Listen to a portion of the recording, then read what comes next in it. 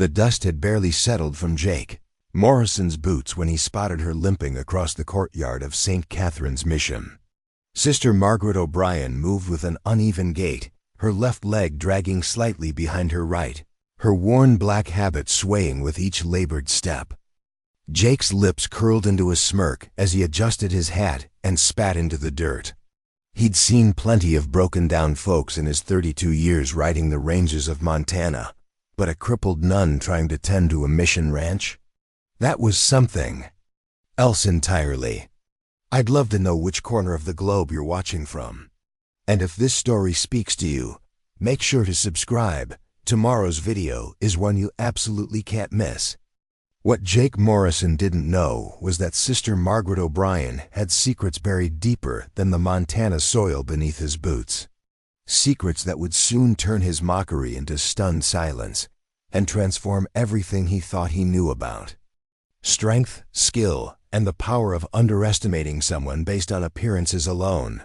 The year was 1887, and the Copper Creek Ranch stretched across 15,000 acres of prime Montana territory.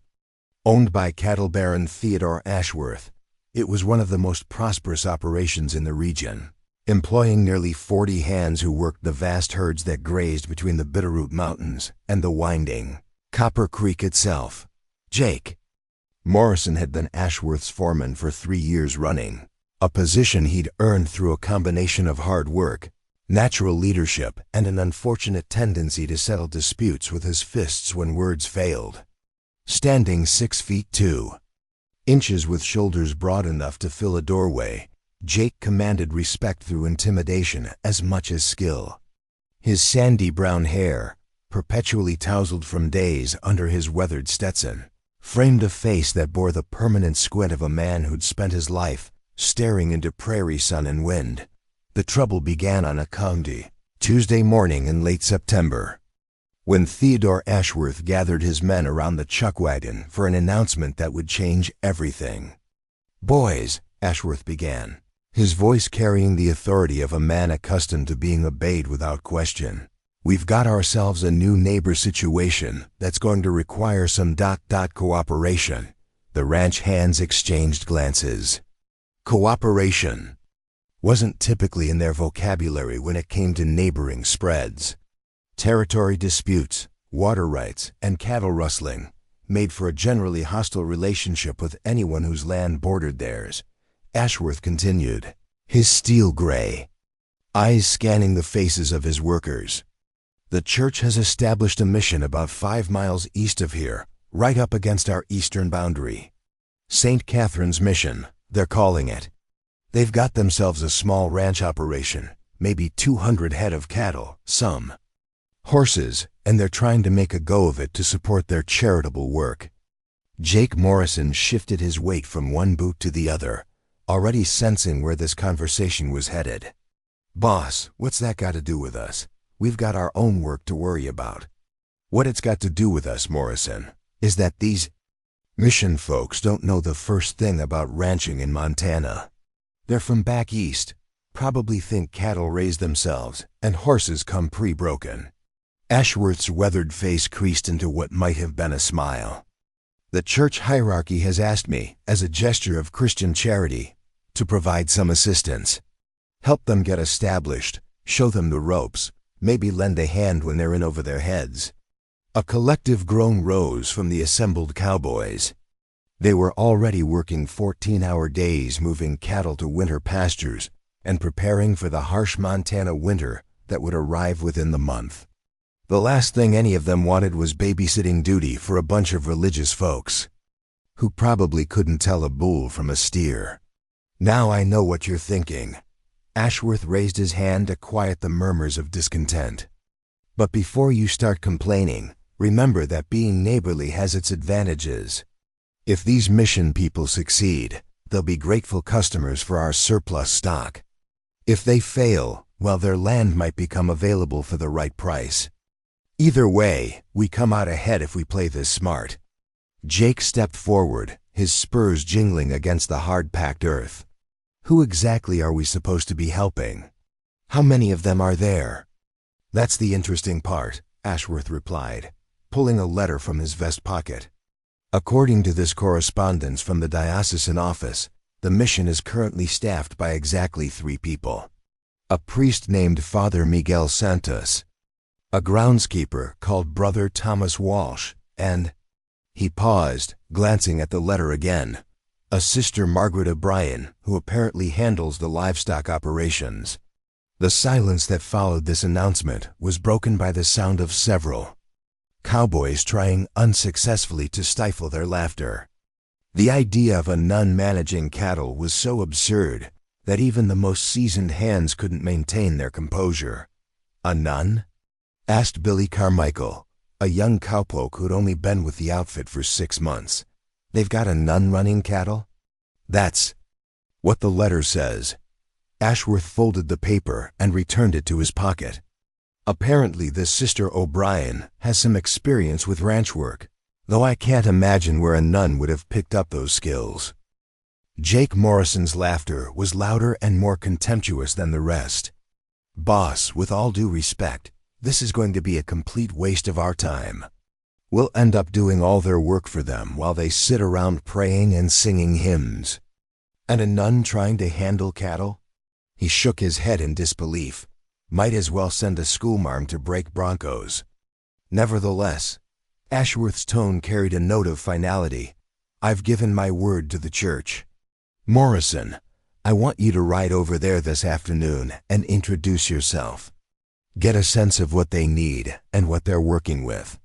Take a couple of the boys with you, maybe Carmichael and Henderson.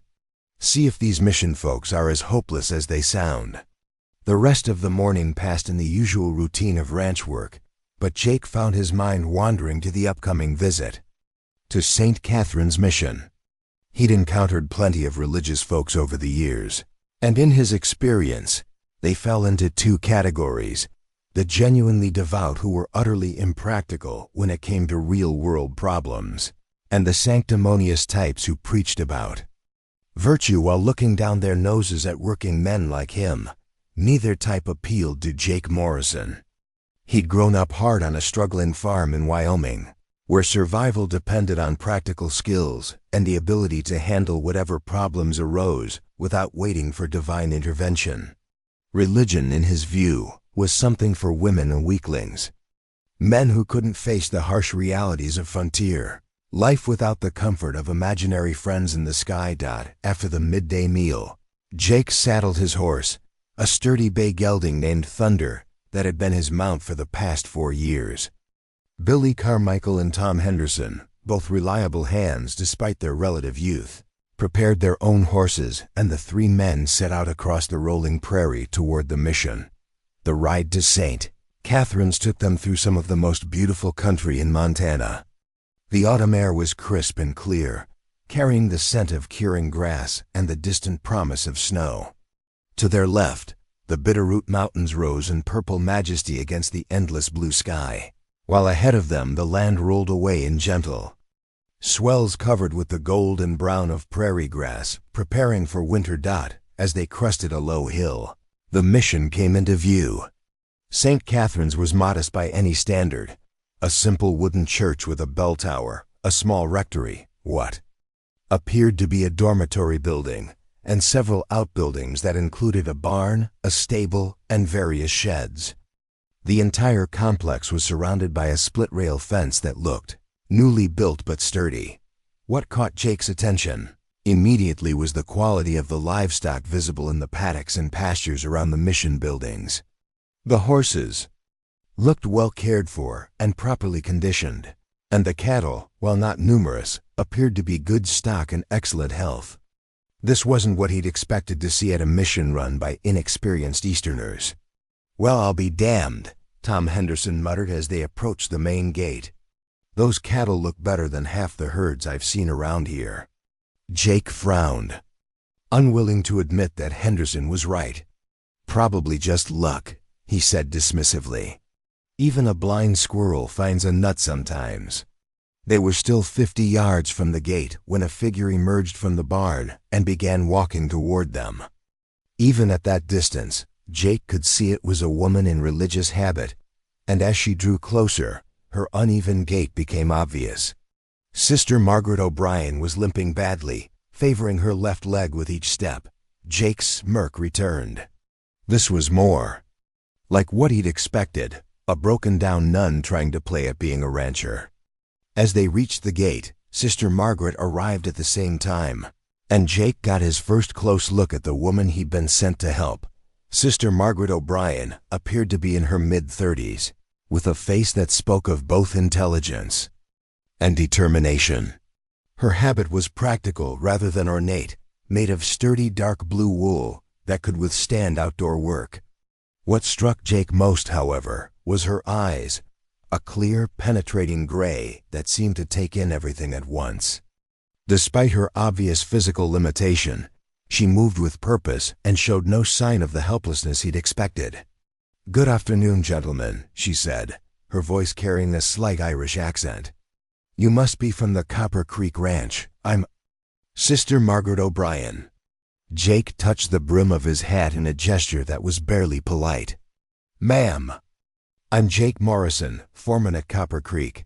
Mr. Ashworth sent us over to see if you folks needed any help getting established." Sister Margaret's expression remained neutral, but Jake caught a flicker of something, amusement perhaps, in her gray eyes. "That's very kind of Mr. Ashworth," she replied. "Please come in. I can show you around our operation." As they dismounted and followed Sister Margaret through the gate, Jake noticed several things that didn't fit his preconceptions. The grounds were well maintained, the fencing was properly installed and in good repair, and the general organization of the facilities suggested someone with genuine knowledge of ranch operations. "How long have you folks been here?" Billy Carmichael asked as they walked toward the barn. "Just over 2 months," Sister Margaret replied.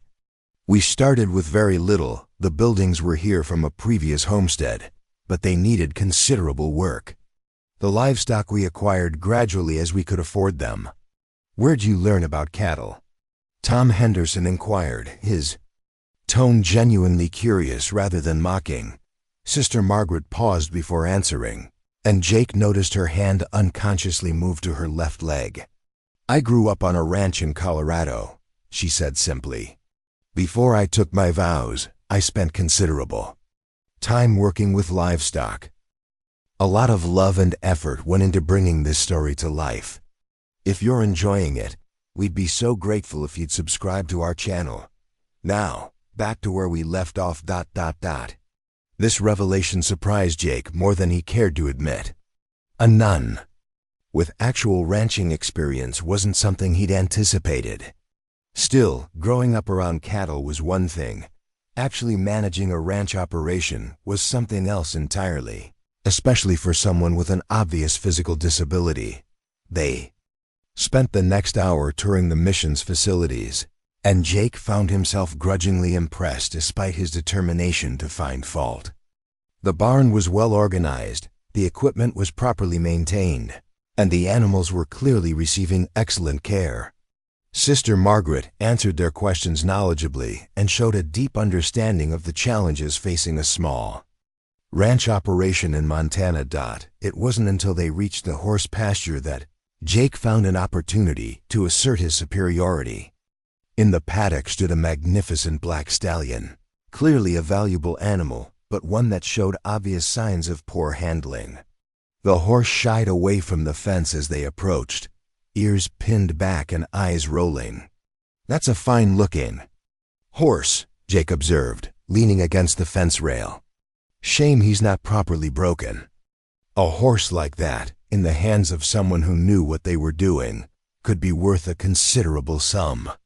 Sister Margaret's expression tightened slightly. "Diablo has been challenging," she admitted. "The previous owner warned us that he'd never successfully broken the saddle. We acquired him at a significant discount because no one else was willing to take the risk." Jake's smirk widened. Here was the proof he'd been looking for that these mission folks were in over their heads. "Ma'am, no offense, but trying to break a horse like that is dangerous work. Especially for someone who—" He gestured vaguely toward her injured leg. Well, someone who might not be able to move quickly if things went wrong. The words were barely out of his mouth before he saw the change in Sister Margaret's expression. The polite patience disappeared, replaced by something harder and more dangerous. For a moment, Jake felt as though he was looking at a different person entirely, someone who'd faced real hardship and emerged stronger for it. "Mr. Morrison," Sister Margaret said quietly, her Irish accent becoming more pronounced, "I appreciate your concern for my safety. However, I think you might be underestimating what I'm capable of." Before Jake could respond, the sound of hoofbeats announced the arrival of two more riders. Father Miguel Santos and Brother Thomas Walsh were returning from what appeared to be a supply run to town, their wagon loaded with provisions and building materials. Father Santos was a small, energetic man in his 50s with kind eyes and calloused hands that spoke of honest labor. Brother Thomas was younger, perhaps 25, with the muscular build of someone accustomed to heavy physical work. Both men greeted the Copper Creek visitors warmly and seemed genuinely pleased to have neighbors. "Sister Margaret has been showing us around," Jake said as introductions were made. "You folks have done good work here, though I have to say, some of your livestock present challenges that might be beyond ... "Beyond what, Mr. Morrison?" Father Santos asked, his tone mild but with an edge of steel beneath it. Jake realized he was walking into dangerous territory, but his pride wouldn't let him back down. "Well, Father, that stallion there is a fine animal, but he's dangerous. And with all due respect to Sister Margaret, breaking horses is man's work, especially for someone who..." Again, he gestured toward the nun's injured leg. The silence that followed was thick with tension. Brother Thomas looked uncomfortable. Father Santos' expression grew stern, and Sister Margaret's gray eyes seemed to bore into Jake's soul. It was Billy Carmichael who finally broke the silence. "Mr. Morrison," he said quietly, "maybe we should just offer our help and leave it at that." But Jake Morrison's pride was fully engaged now. He'd spent his entire adult life proving his worth through physical prowess and frontier skills. The idea that these religious folks, including a disabled nun, might not need his expertise was more than his ego could handle. "Look," he said, his voice taking on a patronizing tone, "I'm sure you folks mean well, and you've done better than I expected. But ranching in Montana isn't like whatever you might have done back east. It takes strength, skill, and experience. And some jobs just aren't suited for ... He paused, searching for a diplomatic way to phrase his thoughts.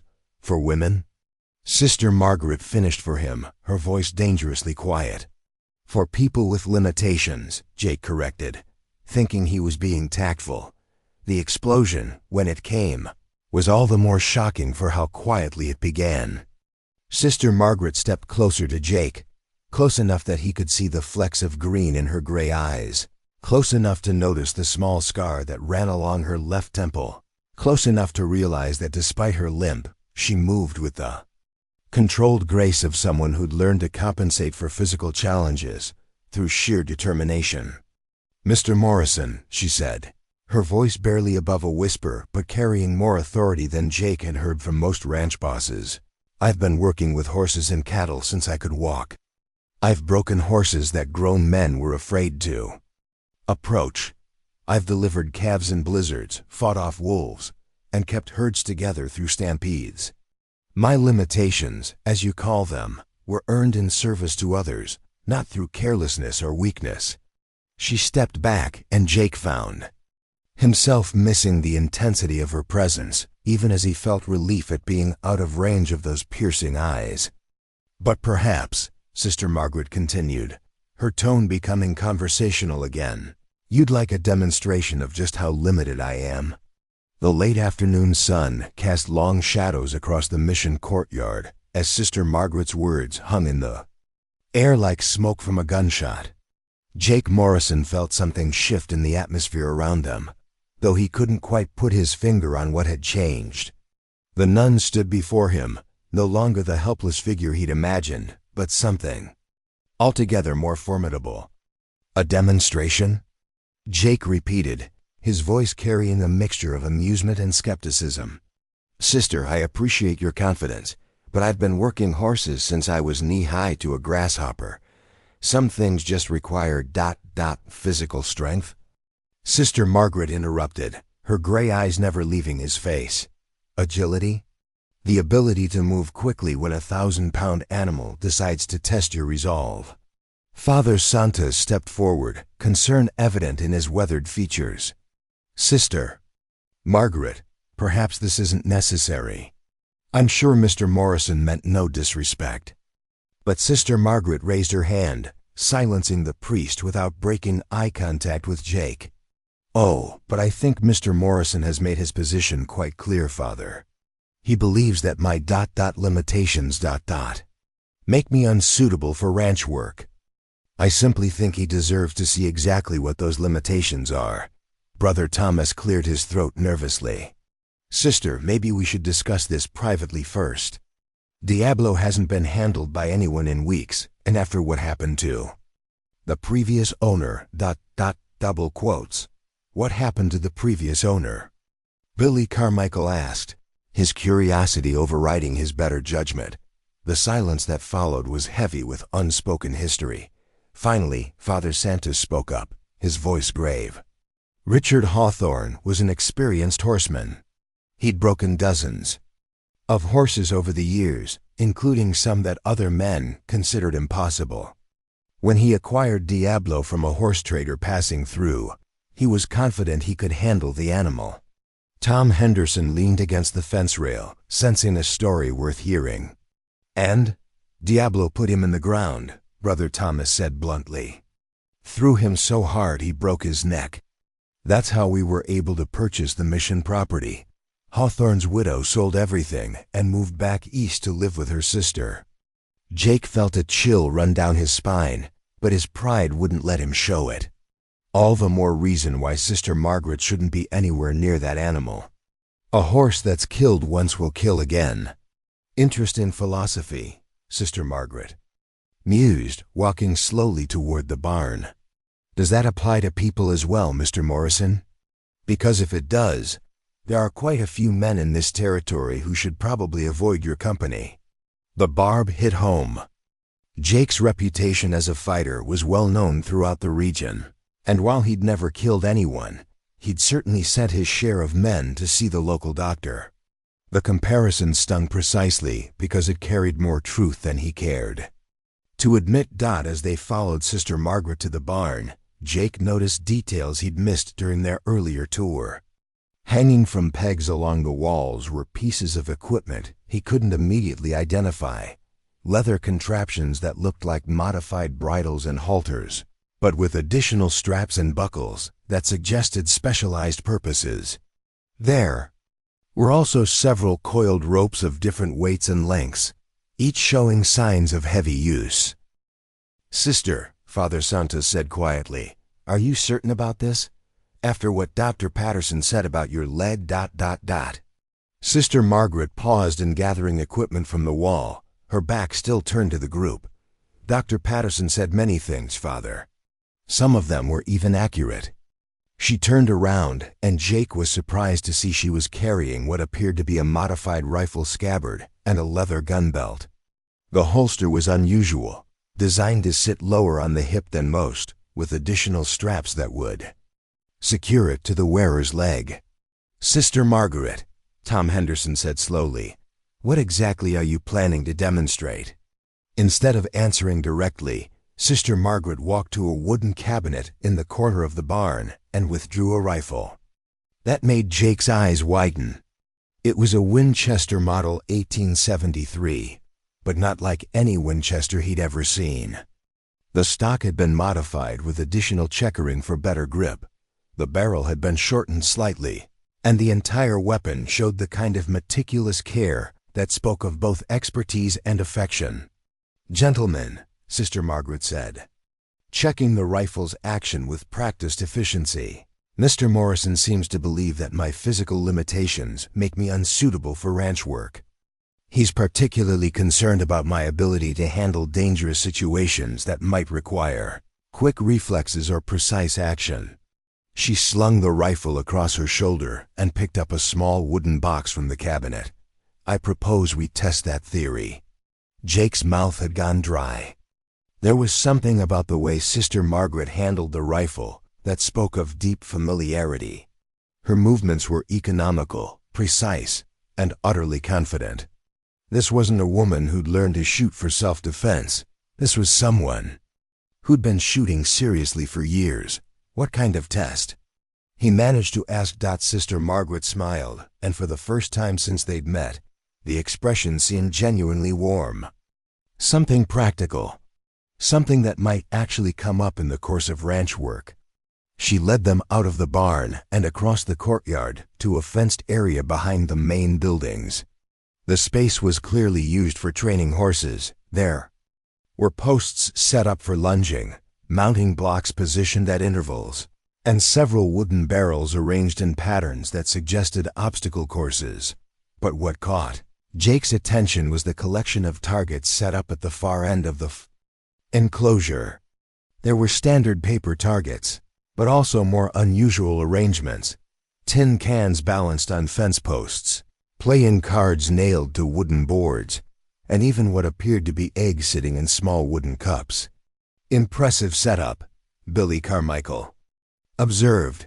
You folks do a lot of shooting practice? Some, Sister Margaret replied, loading cartridges into her rifle with quick, economical movements. Wolves, you understand. And occasionally we get visitors who aren't interested in spiritual guidance. Father Santos nodded grimly. The mission's location makes us vulnerable to certain unsavory characters who assume we keep money on the premises. Sister Margaret has proven quite effective at discouraging such misconceptions. Jake felt his worldview beginning to shift uncomfortably.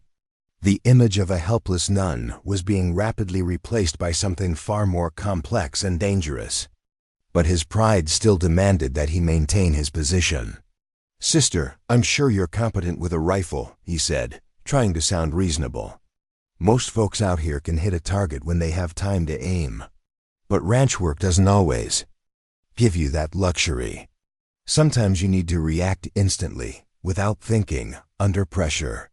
Sister Margaret nodded thoughtfully. An excellent point, Mr. Morrison. Perhaps you'd be willing to participate in the demonstration?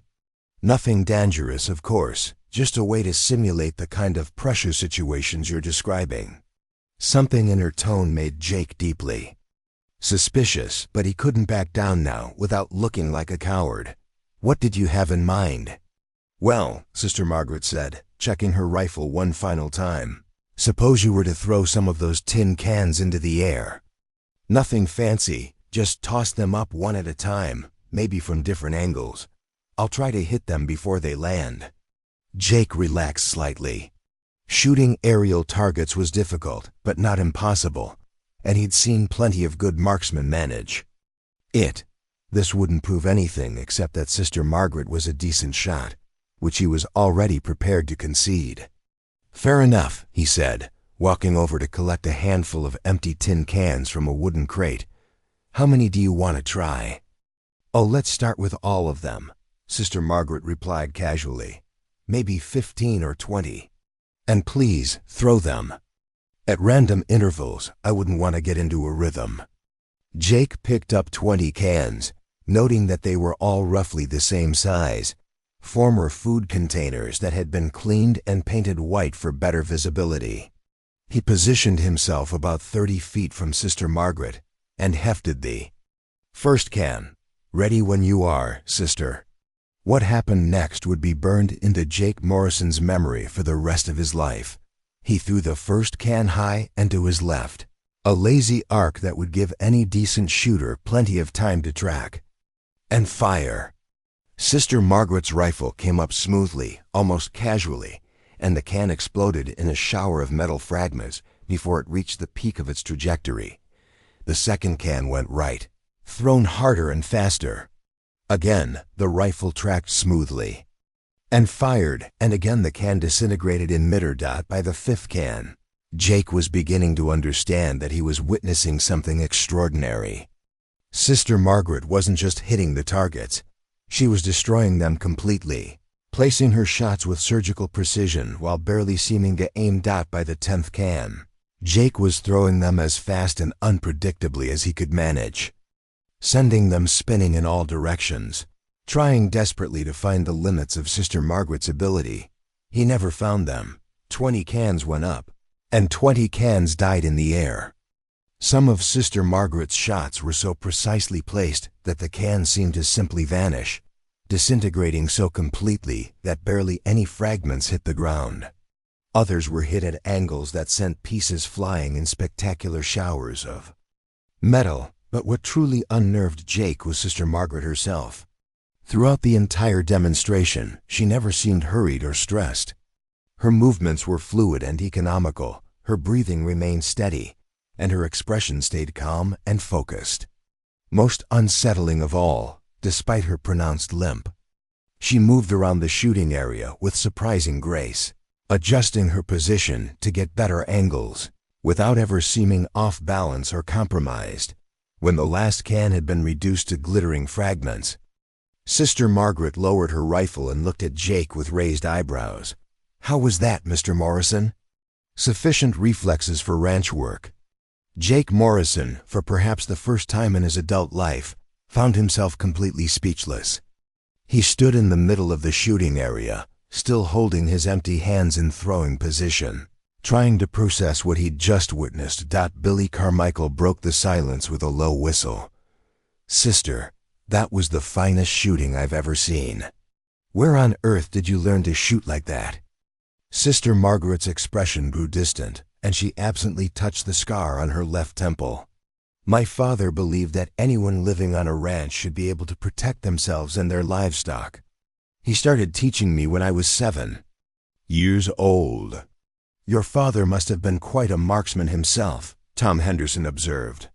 "He was adequate," Sister Margaret replied with what might have been a slight smile, "though I surpassed his abilities by the time I was 14. Father Santos stepped forward, pride evident in his voice. "Sister Margaret is being modest. Before joining our order, she was quite well known in certain circles for her shooting abilities." Jake finally found his voice. "What kind of circles?" The look that passed between Sister Margaret and Father Santos was brief but loaded with meaning. It was Brother Thomas who finally answered. "Let's just say that Sister Margaret's talents have proven useful in situations that required immediate resolution." The implications of that statement hung in the air like gunsmoke. Jake began to understand that there was far more to Sister Margaret O'Brien's history than a simple ranch upbringing and a religious calling. The woman standing before him carried herself like someone who'd faced real danger and emerged victorious. Someone who'd been tested in ways that went far beyond breaking horses or tending cattle. "Sister," Jake said slowly, "I owe you an apology. I made assumptions about your capabilities based on my gender and my physical limitations," Sister Margaret finished for him. "It's quite all right, Mr. Morrison. People often make such assumptions. Usually, they learn better." The threat in those words was so subtle that Jake almost missed. "It almost. Usually?" Sister Margaret's smile was enigmatic. "Not everyone is as reasonable as you appear to be, Mr. Morrison. Some men require more dramatic education." She turned and began walking back toward the barn, her limp more pronounced. Now after the extended shooting demonstration. But Jake noticed that despite her obvious discomfort, she moved with the same alertness he'd seen throughout the afternoon, her eyes constantly scanning their surroundings, her free hand never straying far from the pistol at her hip. "Sister Margaret," he called after her. "That demonstration was impressive, but shooting and horse handling are different skills. Diablo's still a dangerous animal." She paused and looked back at him, her gray eyes unreadable. "You're absolutely right, Mr. Morrison. They are different skills entirely." She disappeared into the barn, leaving Jake and his companions standing in the courtyard trying to process what they'd just witnessed. The afternoon sun was beginning to sink toward the mountains, painting the sky in shades of gold and crimson that seemed to reflect the upheaval in Jake's understanding of the world. "Well," Lily Carmichael said finally, "I don't think any of you saw that coming." Tom Henderson nodded slowly. "Jake, I'm thinking maybe we shouldn't be so quick to offer these folks our help. Seems like they might not need it as much as we thought." But Jake Morrison was thinking about something else entirely. He was thinking about the way Sister Margaret had moved during the shooting demonstration, the casual competence with which she'd handled her rifle, and the subtle but unmistakable sense of danger that seemed to surround her like morning mist. He was also thinking about the challenge in her final words. Different skills entirely. It sounded less like an agreement and more like a promise. From inside the barn came the sound of metal on leather as Sister Margaret secured her rifle, followed by the soft whisper of her footsteps as she moved among the stalls. And then, rising above the everyday sounds of the barn, came something that made Jake's blood run cold. It was the sound of a horse, not the gentle nickering of a well-broken mount, but the wild, dangerous scream of an animal that had never submitted to human will. Diablo was awake, and he was angry. Sister Margaret's voice drifted out from the barn, calm and conversational. "Mr. Morrison, since you're so concerned about my ability to handle dangerous horses, perhaps you'd like to see how I deal with Diablo." Jake felt his mouth go dry. After the shooting demonstration, he was beginning to suspect that Sister Margaret O'Brien was capable of things that defied his understanding of what was possible. But handling a horse that had killed its previous owner while dealing with a significant physical disability, that seemed like a challenge even for someone with her apparently extraordinary abilities. The smart thing would be to politely decline, make their excuses, and ride back to Copper Creek Ranch with tales of the remarkable nun who could shoot like Annie Oakley. The smart thing would be to report to Theodore Ashworth that the mission folks didn't need any help and were probably better left alone. But Jake Morrison had never been accused of being smart, and his pride was still smarting from the shooting demonstration. If Sister Margaret was offering to prove herself with Diablo, he wasn't about to back down from watching. "I reckon that would be educational, Sister," he called back. "For all of us." The barn fell silent except for Diablo's increasingly agitated movements. Then Sister Margaret's voice came back, carrying a note of satisfaction that Jake found deeply unsettling. "Excellent, Mr. Morrison.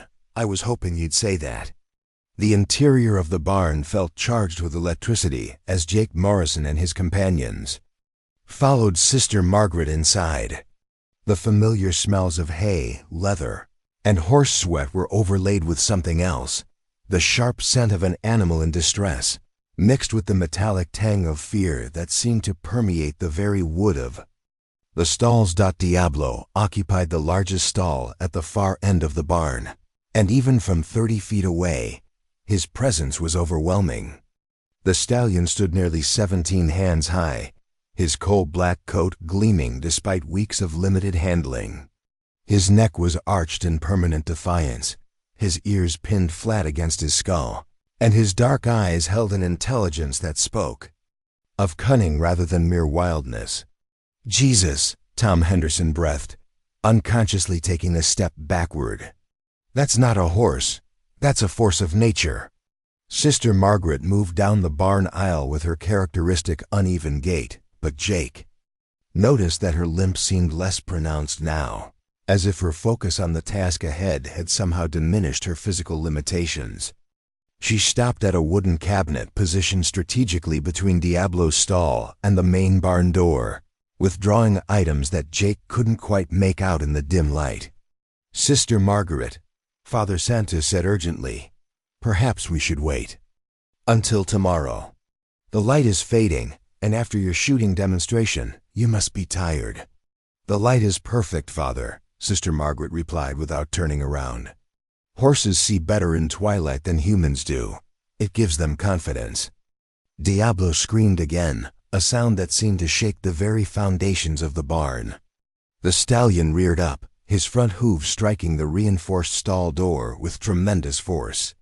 Jake noticed that the door itself bore the scars of previous attacks, deep gouges in the wood where steel shoes had carved channels of frustration. "Sister," Billy Carmichael said quietly, "maybe Mr. Morrison didn't mean to challenge you to actually handle that animal. We could all see from the shooting that you're plenty capable." Sister Margaret turned then, and in the half-light of the barn, her gray eyes seemed to glow with an inner fire. "Mr. Carmichael, Mr. Morrison made his position quite clear. He believes my limitations make me unsuitable for handling dangerous livestock. Diablo represents the ultimate test of that theory." She held up the items she'd retrieved from the cabinet, a halter unlike any Jake had ever seen, with additional straps and what appeared to be small metal rings integrated into the design, and a coil of rope that looked heavier and more sophisticated than standard ranch equipment. "Besides," Sister Margaret continued, "Diablo and I have unfinished business." Brother Thomas stepped forward, concern evident in his voice. "Sister, you've only worked with him twice, and both times I learned something valuable," Sister Margaret interrupted. "Today, we'll see if those lessons were sufficient." Jake felt a cold knot forming in his stomach. There was something in Sister Margaret's tone that suggested this encounter had been inevitable from the moment she'd first laid eyes on the killer stallion. This wasn't about proving a point to an arrogant cowboy. This was about something deeper and more personal. "What kind of unfinished business?" he asked. Sister Margaret was checking the modified halter, testing each strap and buckle with practiced fingers. "Diablo killed Richard Hawthorne because Richard tried to break him using force and intimidation. He treated the horse like an enemy, to be conquered rather than a partner to be understood." She moved closer to the stall, and Diablo's agitation increased noticeably. The stallion began pacing the confines of his enclosure, his hooves striking the ground in a rhythm that sounded almost like war drums. "Animals respond to the energy we bring to them," Sister Margaret continued, her voice taking on the cadence of someone teaching a difficult lesson. "If you approach a horse with fear, he'll sense it and become dangerous. If you approach with anger, he'll respond with violence. But if you approach with respect and understanding—" She let the sentence hang unfinished as she reached the stall door. Diablo whirled to face her, his ears flat against his skull, his lips pulled back to reveal teeth that could easily crush bone. For a moment, horse and woman stared at each other across the barrier of the stall door, and Jake felt as though he was witnessing some primal communication that predated human language. "Sister Margaret," Father Santos said urgently, "I must insist that we discuss this further before you attempt anything dangerous, if something were to happen to you." "Father," Sister Margaret said softly, never taking her eyes off Diablo, "do you remember what I told you about my calling to religious life?" "Of course. You said you felt compelled to serve God by helping those who couldn't help themselves." "That's correct. But I never told you about the moment I knew my calling was genuine." Sister Margaret reached slowly toward the stall door latch. "It was when I realized that helping others sometimes means facing the things that terrify them most." Jake found himself moving closer despite every instinct screaming at him to flee. There was something hypnotic about Sister Margaret's absolute calm in the face of such obvious danger. Diablo was a killer. Everyone in the barn knew it. Yet she approached him as if he were nothing more than a nervous colt. "What terrifies Diablo?" Tom Henderson asked, his voice barely above a whisper. Sister Margaret's hand rested on the latch, but she didn't open it yet. "Helplessness," she said simply. "Every human who's ever tried to handle him has used force to make him submit. They've made him feel trapped, powerless, unable to escape. So he responds the only way he knows how, with violence." She turned to look at Jake, and he was startled by the intensity of her gaze. "It's the same with people, Mr. Morrison. When someone makes you feel powerless, what's your first instinct?" Jake thought about the countless fights he'd been in over The years, the men he'd beaten because they'd challenged his authority or questioned his competence. To fight back, he admitted. Exactly. Diablo and I understand each other because we've both been underestimated, both dismissed as broken or limited or unsuitable. Sister Margaret's voice carried a note of sadness that spoke of old wounds. The difference is, I learned to channel that understanding into something constructive. Before anyone could react, she lifted the latch and stepped into the stall. Transformation in Diablo was instantaneous and terrifying. The stallion reared up to his full height, his front hooves slashing the air mere inches from Sister Margaret's head. His scream of rage echoed through the barn like the cry of some prehistoric predator, and Jake found himself reaching for his gun before realizing how useless it would be in such close quarters. But Sister Margaret didn't flinch. She stood perfectly, still in the center of the stall, her modified halter held loosely in one hand, her rope coiled in the other. She was speaking to Diablo, her voice too quiet for the observers to hear over the stallion's continued protests. But gradually, incredibly, the horse began to calm. "What's she doing?" Billy Carmichael whispered. Brother Thomas answered without taking his eyes off the scene unfolding before them. "Something I've never seen before. Usually when she works with horses, she uses conventional methods. This is different." Sister Margaret began to move, not toward Diablo but parallel to the stall walls, always keeping herself in the stallion's line of sight, but never directly challenging him. Her limp was more pronounced in the confined space, but she used it too. Her advantage, moving in a rhythm that seemed to calm rather than threaten. As Jake watched, fascinated despite his terror, he began to understand what Sister Margaret was doing. She was demonstrating her own vulnerability, showing Diablo that she too was damaged, limited, imperfect. Instead of hiding her weaknesses, she was making them part of her strength. "Easy, beautiful," Sister Margaret murmured, her voice carrying. Clearly now as Diablo's protests subsided. "I know you're scared, I know you've been hurt, but I'm not here to hurt you more." She moved closer, and Diablo snorted nervously but didn't retreat. The stallion's ears were no longer pinned flat. They were moving back and forth, tracking Sister Margaret's movements, but also listening to her voice. "We're both broken, aren't we?" Sister Margaret continued, raising her left hand slowly so Diablo could see the halter. "They look at us and see our limitations, our damage. They think we're less than we were before." She was close enough now that Diablo could have struck her with his teeth or hooves, but the stallion seemed mesmerized by her presence. His breathing had slowed, and the wild light in his eyes was being replaced by something that looked almost like curiosity. "But they're wrong," Sister Margaret whispered, reaching up to touch Diablo's nose with infinite gentleness. "Our scars don't make us weaker, they make us wiser. Our pain doesn't make us less, it makes us more capable of understanding others who hurt." The moment when Diablo allowed Sister Margaret to touch him was electric. Jake felt the hair on his arms stand up as he witnessed something that defied everything he thought he knew about horses, about dominance, about the relationship between human and animal. Sister Margaret began working the halter over Diablo's head with movements so smooth and natural that it seemed like a dance. The stallion accepted the unfamiliar equipment without protest, his attention focused entirely on the woman who moved around him with such obvious understanding of his nature. "Incredible," Father Santos breathed. "I've seen her work with difficult horses before, but nothing like this." "This isn't just horse training," Tom Henderson observed. "This is something else entirely." Jake found himself thinking about Sister Margaret's words regarding limitations and assumptions. He'd spent the entire afternoon having his preconceptions challenged and destroyed, but this was beyond anything he could have imagined. The woman in the stall wasn't just handling a dangerous horse. She was communicating with him on a level that transcended species. With the halter secured, Sister Margaret began the delicate process of introducing Diablo to the lead rope.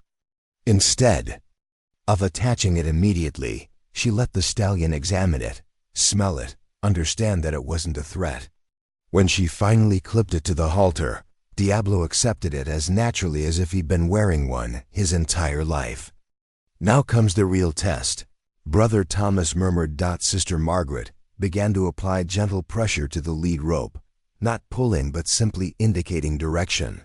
For a moment, Diablo resisted, his muscles tensing as old instincts warred with new understanding.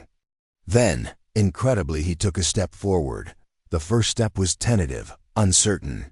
The second was more confident. By the third step, Diablo was walking beside Sister Margaret as if they'd been partners for years, his massive head lowered to her level, his attention focused on her every movement. They made a complete circuit of the stall, Sister Margaret's limp creating an uneven rhythm that Diablo matched perfectly, adjusting his own gait to accommodate her limitations. It was as if the stallion understood that his new partner faced challenges of her own and was willing to work within those constraints. "Unbelievable," Jake whispered, and for the first time all afternoon, his voice carried genuine awe rather than skepticism. Sister Margaret stopped near the stall door and looked directly at him. "Would you like to open the door, Mr. Morrison? I think Diablo is ready for a larger space." Jake's hand trembled slightly as he reached for the latch. The idea of opening the door to let a killer stallion into the main barn seemed like madness, but after everything he'd witnessed, he was beginning to trust Sister Margaret's judgment more than his own fears. The door swung open, and Sister Margaret lead Diablo out of the stall as calmly as if she were leading a child's pony. The stallion's head was high and alert, but there was no tension in his posture, no suggestion of the violence that had characterized his every previous interaction with humans. In the broader space of the barn aisle, the true magnitude of Sister Margaret's achievement became apparent. Diablo was enormous, powerful enough to kill everyone present without breaking stride. Yet he moved with Sister Margaret like a willing partner. When she stopped, he stopped. When she turned, he turned. When she spoke to him, his ears swiveled forward to catch every word. "Sister Margaret," Jake said slowly, "I need to ask you something, and I hope you'll give me an honest answer." She looked at him with raised eyebrows. "Of course. What you just did, that wasn't normal horse training. That was something else. Entirely. Where did you really learn to do that?" Sister Margaret was quiet for a long moment, one hand resting on Diablo's neck as the great stallion stood perfectly still beside her. When she finally spoke, her voice carried the weight of memories she'd clearly hoped to leave buried. "My father owned a ranch in Colorado, as I mentioned. But what I didn't mention was that he also served as a cavalry scout during the Indian Wars. He learned unconventional methods for handling horses that had been traumatized by battle." She paused, and Jake sensed there was much more to the story than she was willing to share in present company. "When I was 15, our ranch was attacked by a group of men who thought my father had hidden money on the property.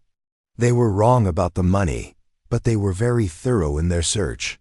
Sister Margaret's hand moved unconsciously to the scar on her temple. "I spent 6 months learning to walk again after that night. During that time, my father taught me everything he knew about healing broken spirits, both human and animal." The barn fell silent except for the gentle sound of Diablo's breathing and the distant call of evening birds settling into their roosts. Jake felt as though he'd been given a glimpse into depths of pain and resilience that humbled his own struggles. "Sister," he said quietly, "I owe you more than an apology. I owe you my respect." Sister Margaret smiled, and for the first time all day, the expression seemed to reach her eyes. "Mr. Morrison, respect is something that must be earned through actions, not words. Today was simply about demonstrating that limitations don't define capabilities." She began leading Diablo toward the barn door, and Jake realized that the demonstration wasn't over. Outside, the setting sun painted the mission grounds in shades of gold and crimson.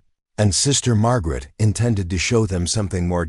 As they emerged into the evening air, Diablo raised his head and nickered softly, not the scream of rage they'd heard earlier, but the gentle sound of a horse greeting the world with curiosity rather than fear. "Now, Mr. Morrison," Sister Margaret said, turning to face him with Diablo standing calmly at her side, "perhaps you'd like to see what proper partnership between human and horse can accomplish." The evening air outside the barn carried the crisp promise of autumn frost, and the first stars were beginning to appear in the darkening sky above the Bitterroot Mountains. Sister Margaret led Diablo into the larger training paddock, the stallion moving beside her with an ease that still seemed impossible to Jake Morrison's overwhelmed mind. The other horses in the nearby pastures had noticed Diablo's emergence from the barn, and their behavior was telling. Instead of the nervous agitation that typically accompanied the presence of an aggressive stallion, they watched with calm interest. Whatever transformation had taken place inside the barn had been profound enough to change Diablo's very essence. "Sister Margaret," Father Santos called from the fence rail, "the light is fading rapidly. Perhaps we should continue this demonstration tomorrow." "The light is perfect for what I have in mind, Father," Sister Margaret replied, removing Diablo's lead. "Rope entirely." The stallion remained at her side without any physical restraint, his attention focused on her as if she were the most fascinating thing in his world. Jake felt his throat tighten with anxiety. He'd witnessed miracles enough for one day, but watching Sister Margaret work with Diablo loose in the paddock seemed like tempting fate beyond all reason. "Sister," Billy Carmichael said nervously, "are you sure about this?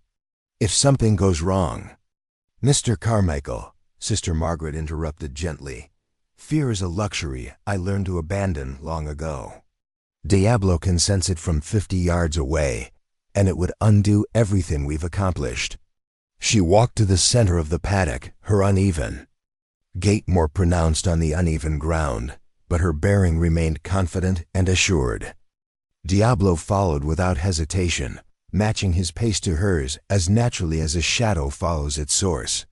"What you're about to see," Sister Margaret announced, raising her voice so all the observers could hear clearly, "represents the culmination of techniques passed down through generations of horsemen who understood that true partnership requires mutual respect rather than domination."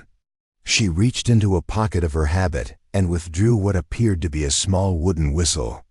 "My father learned these methods from a Lakota horse trainer named Running Bear, who taught him that communication between species transcends the barriers of language." The whistle produced a series of soft melodic notes that seemed to resonate in frequencies beyond normal human hearing. Diablo's ears swiveled forward, and his entire posture changed, becoming more alert and focused.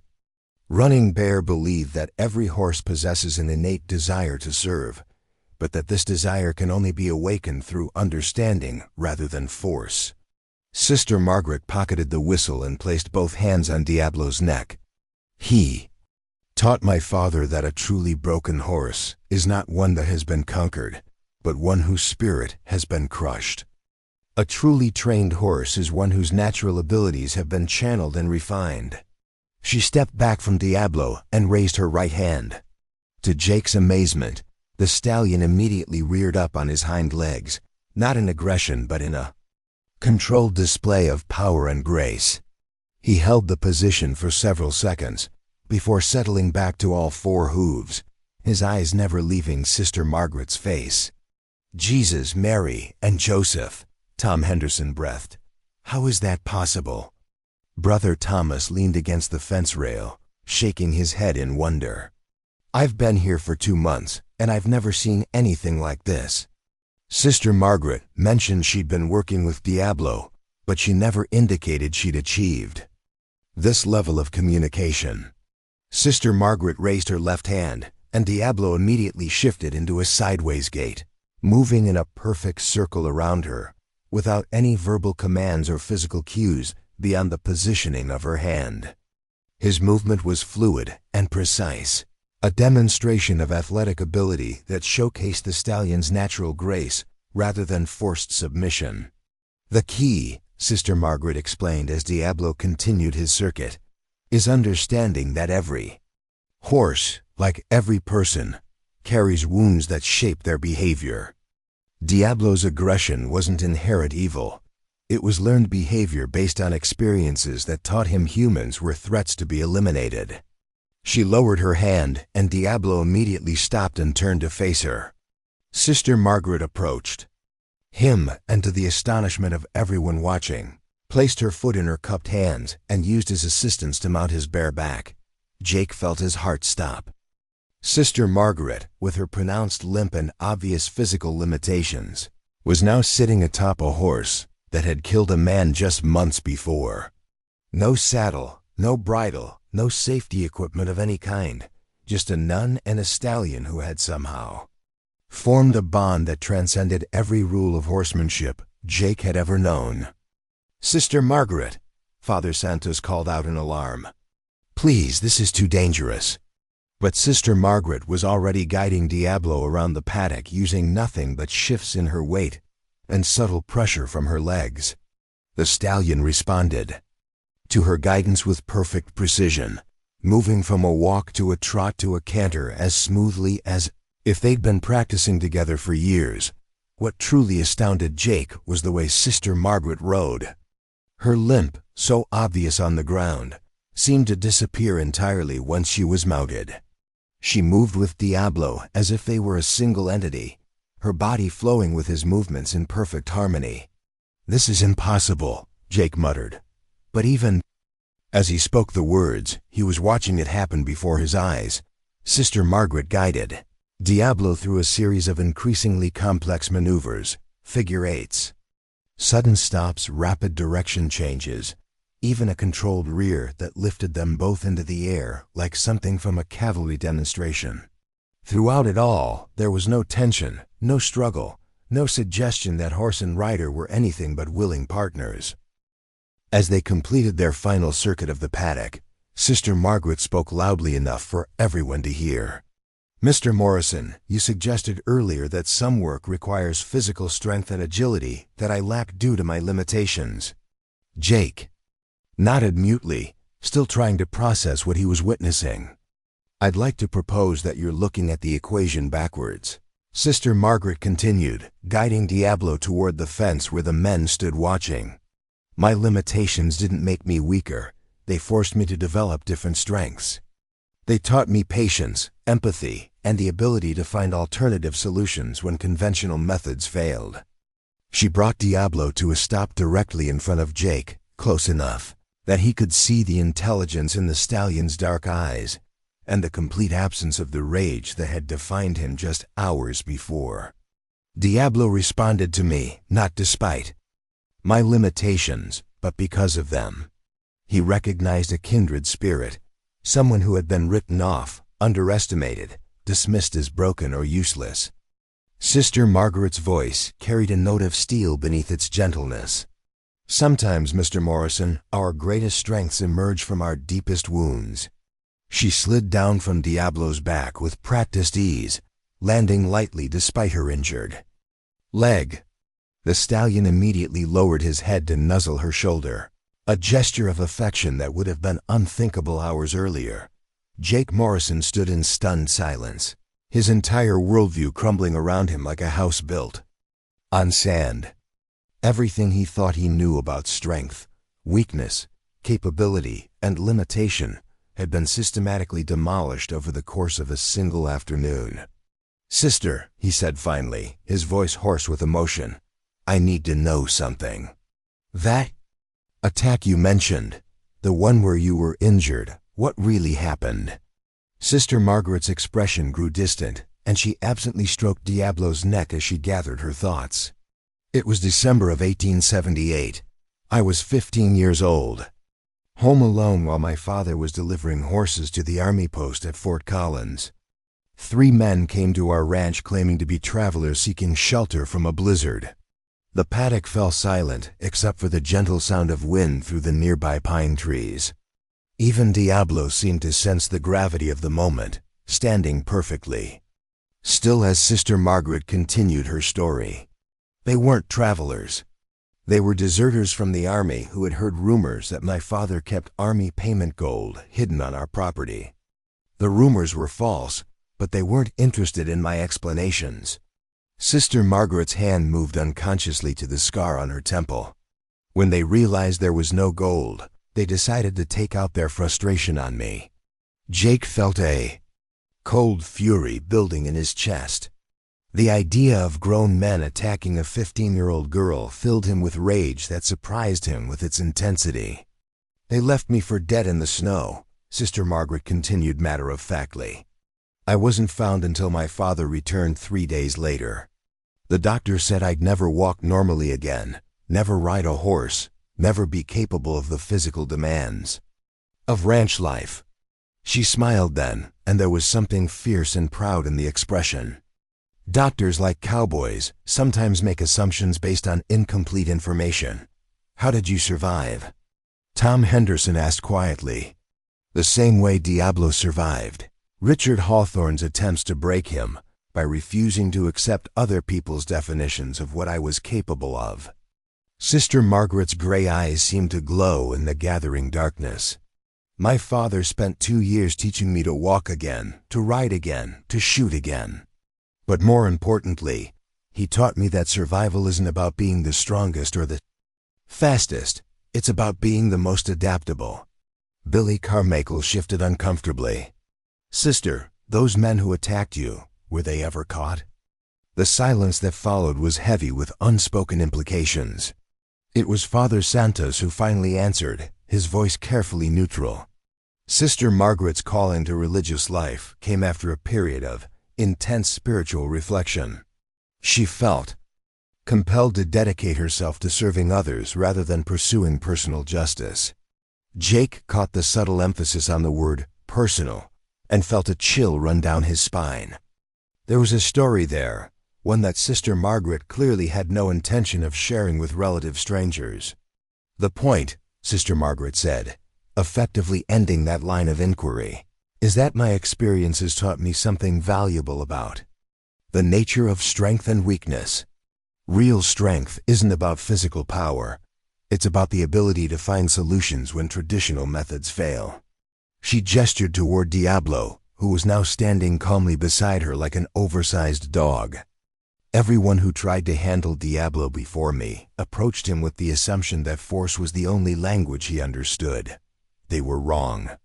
What he understood was pain, fear, and the expectation of violence. And what did you offer him instead? Jake asked, genuinely curious. Understanding, patience, the recognition that his anger came from a place of hurt rather than inherent evil. Sister Margaret's voice grew soft. Sometimes, Mr. Morrison, the strongest thing you can do is acknowledge your own vulnerabilities and use them to connect with others who are struggling. As if to emphasize her point, Diablo nickered softly and gently bumped Sister Margaret's shoulder with his nose. The gesture was so tender, so completely at odds with the killer stallion's reputation, that Jake felt tears prick his eyes. Sister Margaret, he said slowly, I came here today thinking I was going to help some helpless religious folks who were in over their heads. Instead, I've learned more about courage, strength, and capability than I have in my entire adult life. He paused, struggling to find words for emotions he'd never experienced before. I want to apologize not just for underestimating you, but for carrying assumptions that prevented me from seeing the truth. You're not limited by your physical challenges. You've been strengthened by them in ways I'm only beginning to understand. Sister Margaret nodded graciously. Apology accepted, Mr. Morrison, but I hope you'll take more than an apology away from today's experiences. What do you mean? I mean that every person you meet carries invisible wounds and hidden strengths. The cowboy who seems arrogant might be covering deep insecurities. The nun who appears helpless might possess skills that could save your life. The horse that seems dangerous might simply be crying out for understanding. She began walking toward the barn, Diablo following without any need for guidance. The world is full of people like Diablo, individuals who have been written off, dismissed, or feared because others couldn't see past surface appearances to the potential beneath. Jake found himself walking alongside them, his two companions falling into step behind. The evening stars were bright now, casting silver light across the mission grounds and transforming the familiar landscape into something almost magical. "Sister," Jake said as they reached the barn, "I have one more question, and I hope you won't take offense. Ask whatever you need to ask. Given your abilities, your shooting skills, your way with horses, your obvious intelligence and strength, why did you choose religious life? You could have been anything, done anything." Sister Margaret paused at the barn door, one hand resting on Diablo's neck. "Mr. Morrison, what makes you think I'm not doing exactly what I was meant to do?" She led Diablo into his stall, and the stallion entered willingly, no longer the raging, dangerous animal he'd been that morning. As she secured him for the night, speaking to him in soft, reassuring tones, Jake realized that he'd been asking the wrong question entirely. The question wasn't why someone with Sister Margaret's abilities had chosen religious life. The question was how religious life had shaped someone with her experiences into the remarkable woman standing before him. As they prepared to leave the mission and return to Copper Creek Ranch, Jake Morrison knew that his life had been fundamentally changed. He'd come to St. Catherine's as an arrogant cowboy convinced of his own superiority. He was leaving as a humbled man with a new understanding of what true strength really meant. But more than that, he was leaving with the knowledge that the world was full of Sister Margarets, people whose true capabilities were hidden beneath surface appearances, waiting for someone wise enough to look deeper than first impressions. Ride back to Copper Creek would give him plenty of time to think about the lessons he'd learned. And somewhere in the back of his mind, a small voice was already wondering what other assumptions he'd been carrying around that needed to be challenged and discarded. Behind them, the lights of St. Catherine's Mission glowed warmly in the darkness, a beacon of hope in the vast Montana wilderness. And in his stall, Diablo stood quietly, transformed from a killer into a partner, by the touch of a limping nun who understood that sometimes the strongest thing you can do is show your weakness to someone who needs to know they're not alone. Ride back to Copper Creek Ranch unfolded in contemplative silence, each man lost in his own thoughts as their horses picked their way across the moonlit prairie. The familiar landscape seemed different somehow, as if the events at St. Catherine's Mission had altered not just their perceptions, but the very nature of the world around them. Jake Morrison rode at the front of the small group, his weathered hands loose on Thunder's reins as his mind struggled to process everything he'd witnessed. The comfortable certainties that had guided his life for 32 years lay in ruins, replaced by questions he'd never thought to ask and insights that challenged everything he believed about strength, weakness, and human potential. Behind him, Billy Carmichael and Tom Henderson exchanged occasional glances, but respected their foreman's need for silence. They'd all seen something extraordinary at the mission, something that would require time and reflection to fully understand. As they crested the final hill before Copper Creek Ranch, the familiar buildings spread out before them in the valley. Below, the bunkhouse windows glowed with warm lamplight, and smoke rose from the cookhouse chimney where the evening meal was being prepared. It was a scene of comfortable routine, unchanged for as long as Jake had worked the ranch, yet somehow it no longer felt like home. "Boys," Jake said finally, breaking the long silence, "what we saw today. We need to talk about how we're going to handle this with the others." Tom Henderson guided his horse closer. "What do you mean, Jake?" "I mean that if we go down there and start telling stories about a limping nun who can outshoot Annie Oakley and ride a killer stallion bareback, they're going to think we've been drinking bad whiskey." Billy Carmichael nodded thoughtfully. "But more than that, it doesn't feel right to turn Sister Margaret into some kind of curiosity for the boys to gossip about. What she showed us today, it was personal, sacred, almost. Jake felt a surge of respect for the young cowboy's insight. Exactly. Sister Margaret trusted us with something important today. She didn't have to prove anything to us, but she chose to share her story and her abilities. That deserves our respect and discretion. As they approached the ranch buildings, Jake made a decision that surprised even himself. We tell Mr. Ashworth that the mission folks are well established and don't need our help. We keep the details to ourselves unless there's a compelling reason to share them. The three men dismounted at the stable and began unsaddling their horses in the familiar routine of evening chores. The other ranch hands called out greetings and questions about their trip to the mission, but Jake deflected their curiosity with vague responses about religious folks who seemed to know what they're doing. Theodore Ashworth emerged from the main house as they finished tending their mounts, his imposing figure silhouetted against the lamplight spilling from the open door. "Morrison," he called out, "how did you find our new neighbors? Are they as hopeless as expected?" Jake felt the weight of his companion's eyes as he formulated his response. "Mr. Ashworth, I have to say they surprised me. The mission is well organized. Their livestock is in excellent condition, and they appear to have genuine knowledge of ranch operations." Ashworth's bushy eyebrows rose in surprise. "Really? That's not what I expected to hear. What about this nun who's supposedly managing their cattle?" "Sister Margaret O'Brien," Jake said carefully, "is quite capable. More capable than I initially assumed." Ashworth stroked his beard thoughtfully. "Well, that's a pleasant surprise. I suppose we won't need to worry about rescuing them from their own incompetence after all." "No, sir, I don't believe we will." Ashworth nodded and turned to head back to the house, but paused at the door. "Morrison, you seem different tonight. Everything all right?" Jake considered the question carefully. Everything was all right, but nothing would ever be the same. "Just tired, Mr. Ashworth. It's been an educational day." After Ashworth disappeared into the house, the three men stood in the stable yard under the star-filled Montana sky.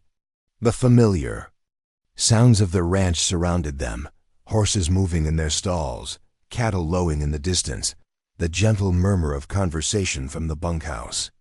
"Jake," Billy Carmichael said quietly, "what happens now? Do we just pretend today never happened?" "No," Jake replied firmly. "We don't pretend it never happened. We learn from it.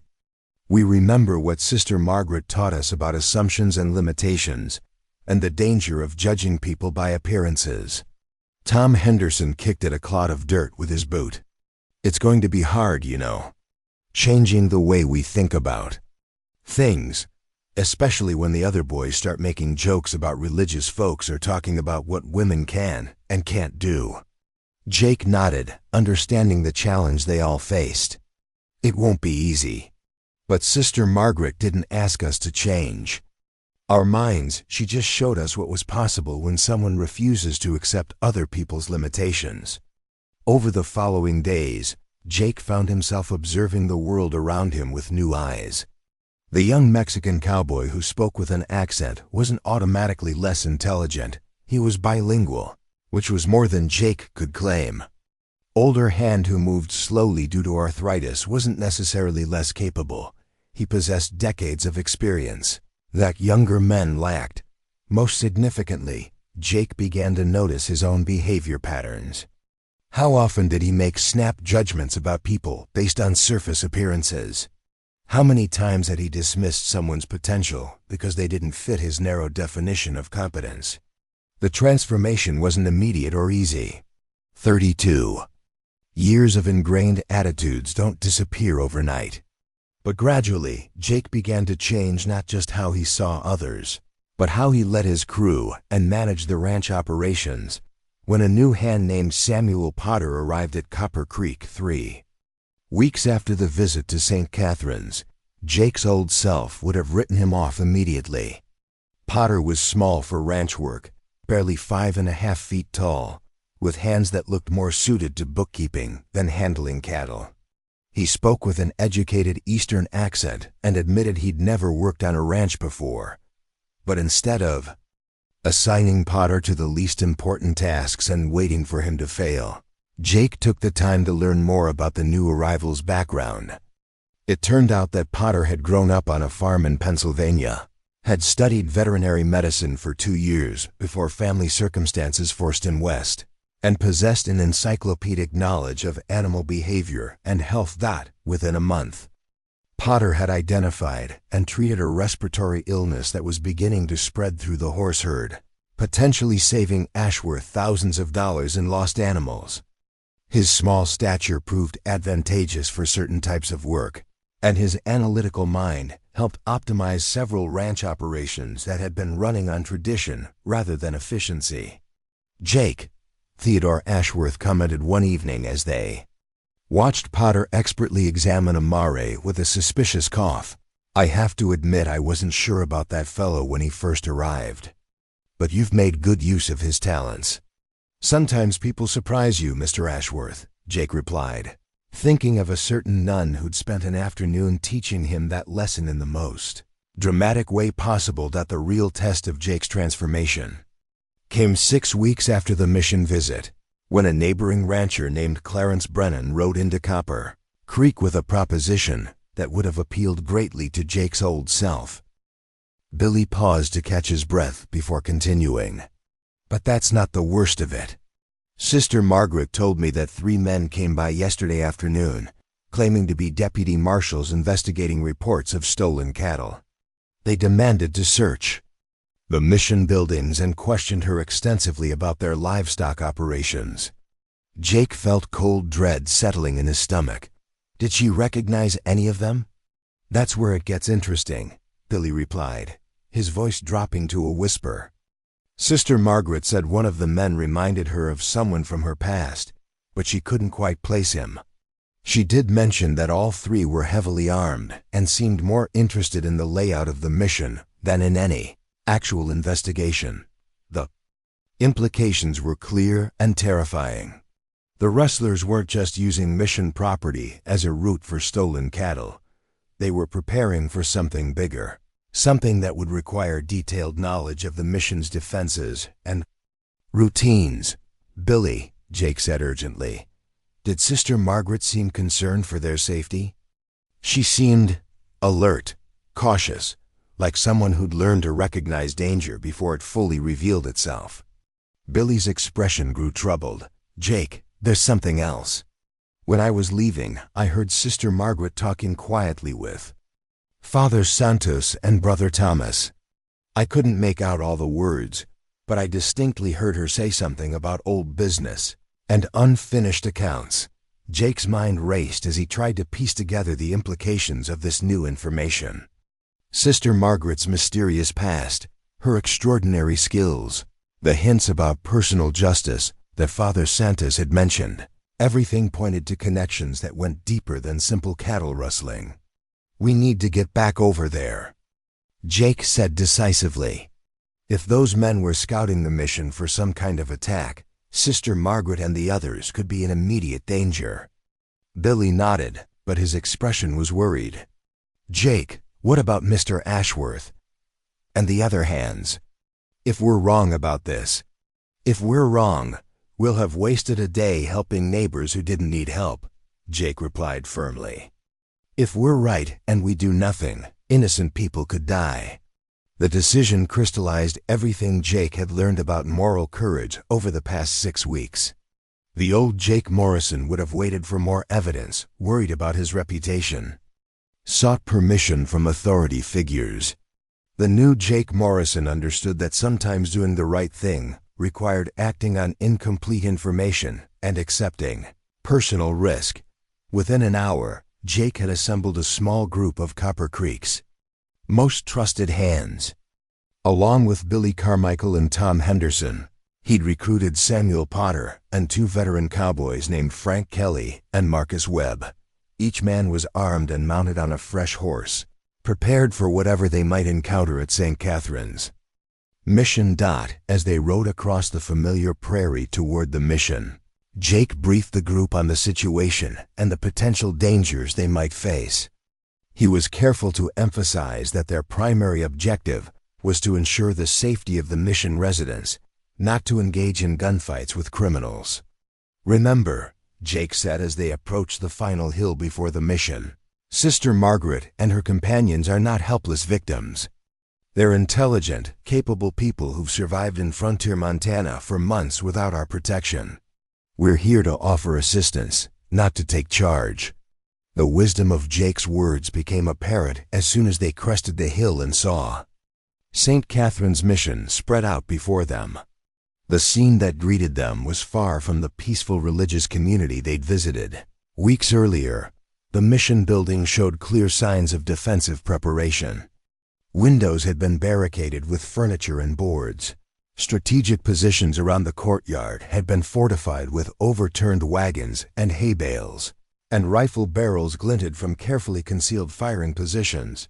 Most remarkably, the entire mission seemed to have been transformed into a military encampment overnight.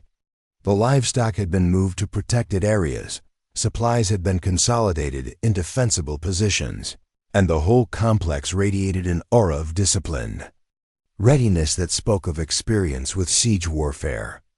"Jesus Christ," Frank Kelly breathed as they approached the main gate. "These folks aren't preparing for a few cattle rustlers, they're getting ready for war." Sister Margaret emerged from behind a fortified position near the church, moving with her characteristic limp, but carrying herself with the unmistakable bearing of a military commander. She wore her usual dark habit, but Jake noticed that her gun belt was now prominently displayed, and a rifle hung across her shoulder with the casual familiarity of a professional soldier. "Mr. Morrison," she called out as they approached, "I was hoping we'd see you again soon. Though I confess I was expecting you to arrive under different circumstances." Jake dismounted and approached the gate, noting that Sister Margaret's gray eyes held a hardness he hadn't seen during their previous encounters. This wasn't the patient teacher who demonstrated horse training techniques. This was someone preparing for lethal conflict. "Sister Margaret," Jake said carefully, "Billy told me about your visitors yesterday. We came to offer whatever assistance you might need." "That's very generous of you," Sister Margaret replied, but her tone suggested she was evaluating his offer for sincerity and practical value. "Tell me, Mr. Morrison, how much do you and your men know about defensive tactics?" The question caught Jake off guard. Defensive tactics? Small unit tactics, crossfire positioning, coordinated fields of fire, ammunition conservation during extended siege situations. Sister Margaret's voice carried the crisp authority of someone accustomed to giving military briefings, the kind of knowledge that might prove useful if a group of well-armed criminals decided to attack an isolated frontier mission. Jake felt his worldview shifting once again. 6 weeks earlier, he'd dismissed Sister Margaret as a helpless nun trying to play at ranch work. Today, she was discussing military tactics with the casual competence of a cavalry officer. "Sister," he said slowly, "exactly what kind of attack are you expecting?" "The kind that involves more than simple cattle rustling," Sister Margaret replied grimly. "The men who visited yesterday weren't deputy marshals, and they weren't investigating stolen livestock. They were reconnaissance specialists gathering intelligence for a planned assault." Father Santos appeared from behind the church, and Jake was shocked to see that the mild-mannered priest was carrying a Winchester rifle with obvious familiarity. Brother Thomas emerged from the barn leading Diablo, now wearing a military style saddle and bridle that transformed the stallion from a ranch horse into a cavalry mount. "Gentlemen," Father Santos said, addressing Jake's group with unexpected authority, "we appreciate your offer of assistance, but I feel obligated to warn you that staying here will place you in considerable danger." "What kind of danger?" Tom Henderson asked. It was Sister Margaret who answered, her voice carrying the weight of old pain and hard-won knowledge. "The kind of danger that comes from men who've spent years nursing grudges and waiting for opportunities." to settle old scores. She gestured for Jake and his companions to follow her into the mission courtyard, where the full extent of the defensive preparations became apparent. Every building had been transformed into a potential fortress, with interlocking fields of fire and carefully planned escape routes. The organization and sophistication of the defenses spoke of extensive military training and combat experience. "Sister Margaret," Jake said quietly, "I need to ask you something directly, and I hope you'll trust me enough to give me an honest answer. Ask, those men who attacked your family's ranch when you were 15, were they ever brought to justice?" The silence that followed was heavy with unspoken history. Sister Margaret stopped walking and turned to face Jake directly, her gray eyes seeming to look through him to some distant and painful memory. "Mr. Morrison," she said finally, "justice takes many forms.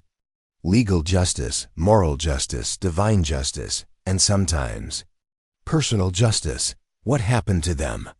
"Two of them died in what appeared to be hunting accidents over the following 2 years. The third disappeared entirely, though there were rumors he'd fled to California under an assumed name." Jake felt a chill run down his spine. The implications of Sister Margaret's words were clear, even if she wasn't stating them directly. The 15-year-old girl who'd been left for dead in the snow had grown into a woman, capable of tracking down her attackers and ensuring they faced consequences for their crimes. "And you think one of these men has returned?" "I think, Sister," Margaret said carefully, "that the man who called himself Deputy Marshal William Crawford yesterday bore a remarkable resemblance to someone I knew a long time ago by the name of Garrett Hutchins." The name meant nothing to Jake, but the way Sister Margaret spoke it, with controlled fury and absolute certainty, left no doubt about the man's identity or his significance to her past. "Garrett Hutchins was the leader of the 3 men who attacked our ranch," Sister Margaret continued. "He was also the one who—" She touched the scar on her temple, then let her hand drop. "He was supposed to be dead. I was told he'd died in a saloon fight in Denver 3 years ago." "Brother."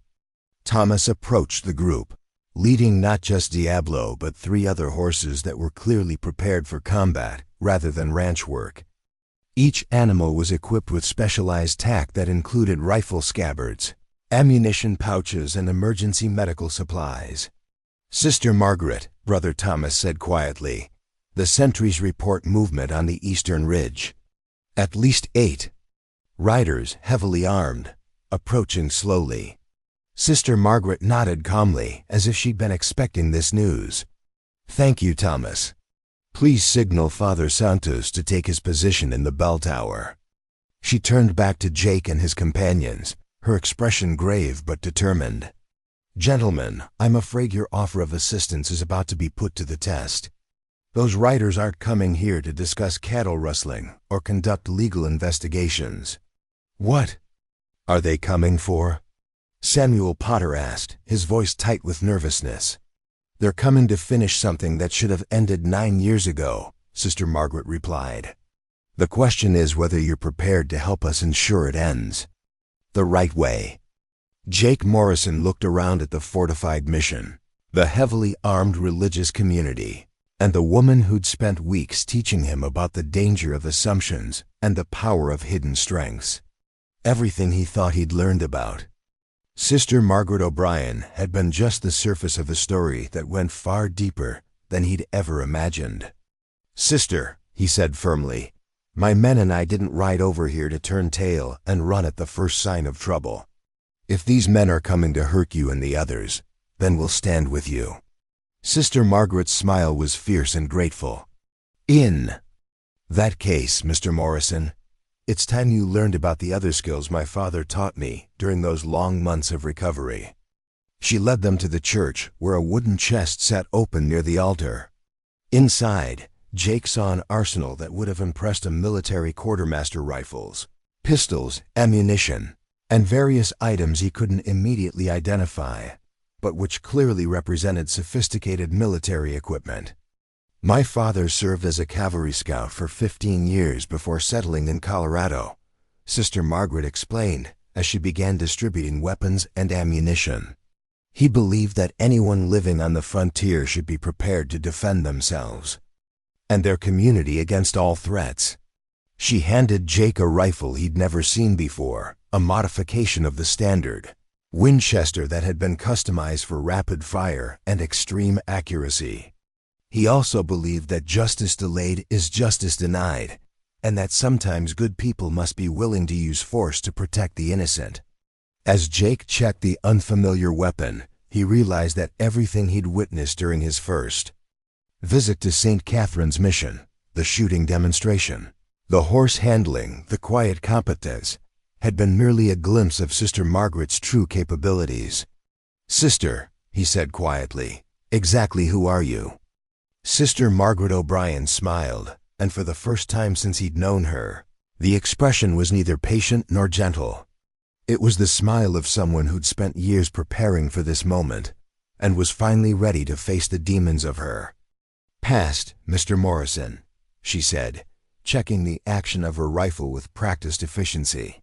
"I'm someone who learned a long time ago that sometimes the only way to protect the innocent is to become something more dangerous than the people who threaten them."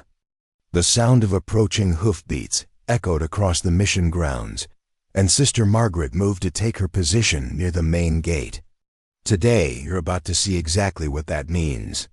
The morning sun cast long shadows across the mission courtyard as 8 riders emerged from the tree line on the eastern ridge, their silhouettes dark against the pale sky. Jake Morrison crouched behind a fortified position near the main gate, the modified Winchester feeling unfamiliar but reassuring in his hands as he watched the approaching threat through a gap in the wooden barricade. Sister Margaret had positioned herself in the bell tower alongside Father Santos, her rifle trained on the lead rider with the steady patience of a professional sniper. From his vantage point, Jake could see her profile against the morning light, calm, focused, and utterly without fear despite the overwhelming odds they faced. 8 against 7. Tom Henderson muttered from his position behind an overturned wagon. "Could be worse odds." "Could be better, too," Billy Carmichael replied nervously, checking his ammunition for the 3rd time in as many minutes. Samuel Potter, despite his inexperience with combat, had proven surprisingly adaptable to the defensive preparations. Sister Margaret had positioned him in the barn with Brother Thomas, where his medical knowledge would be most valuable if the situation deteriorated into a prolonged siege. The approaching riders maintained a steady pace, neither hurrying nor showing any apparent caution. Their confidence was unsettling, suggesting they either greatly outnumbered the mission's defenders or possessed some advantage that Jake couldn't yet identify. As the group drew closer, Jake could make out more details about their leader. The man calling himself Deputy Marshal William Crawford was tall and lean, with graying hair and a kind of weathered face that spoke of years spent in harsh conditions. But it was his eyes that caught Jake's attention, pale blue and utterly cold, like chips of winter ice. "Sister Margaret," Jake called up to the bell tower, "are you certain that's Garrett Hutchins?" "I'm certain," came the reply, her voice carrying clearly across the courtyard. "I've spent 9 years memorizing every detail of that face. The gray hair is new, and he's lost weight, but it's definitely him."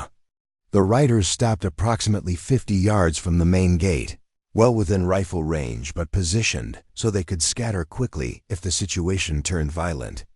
Hutchins raised his right hand in what might have been a peaceful gesture, though Jake noticed his left hand remained close to the pistol at his hip.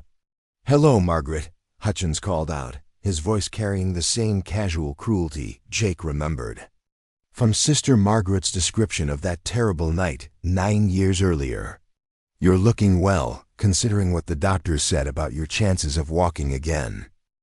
Sister Margaret's response came from the bell tower, clear and steady. "Hello, Garrett. You're looking well yourself, considering what I heard about your death in Denver." Hutchins laughed, a sound devoid of humor or warmth. "Reports of my death have been greatly exaggerated, as they say.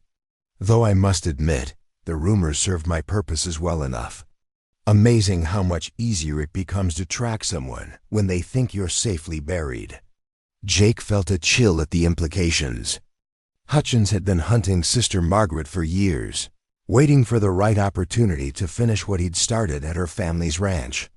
The fake death had been deliberately orchestrated to make her lower her guard. "What do you want, Garrett?" Sister Margaret asked, though her tone suggested she already knew the answer. "What I've always wanted, Margaret. To finish our conversation from that winter night in Colorado."